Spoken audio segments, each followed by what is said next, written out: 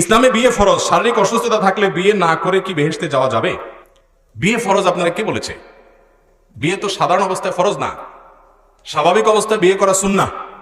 অর্থাৎ একটা মানুষ বিয়ে না করলে গুনাহে লিপ্ত হবে না, এরকম কনফিডেন্ট বা আত্মবিশ্বাস তার নিজের উপর নিজের আছে।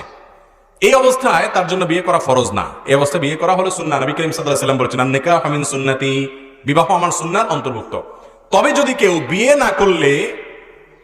না করলে সে জিনা থেকে বাঁচতে পারবে না, আবার এদিকে বিয়ে করার মতো শারীরিক এবং আর্থিক সক্ষমতাও তার আছে, এই ব্যক্তির উপরে বিয়ে আবশ্যক, তার জন্য বিয়েও জরুরি। তো এখন স্বাভাবিক অবস্থায় বিয়ে তো ফরজ না, সুন্নাহ। কিন্তু কোনো মানুষ অসুস্থ, শারীরিকভাবে অক্ষম, তাহলে তার উপরে বিয়ে কি না? ফরজ না। এখন অক্ষমতাটা আবার মুশকিল হলো, অনেকের ওয়াসওয়াসার রোগ আছে। অনেক যুবক আছে আজকাল যে ওয়াসওয়াসার রোগের রোগী, যে তার নিজের বিয়ের ব্যাপারে কনফিডেন্ট নাই, তার মধ্যে ভয় আতঙ্ক আছে। এগুলো অহেতুক ভয় অনেক সময় থাকে।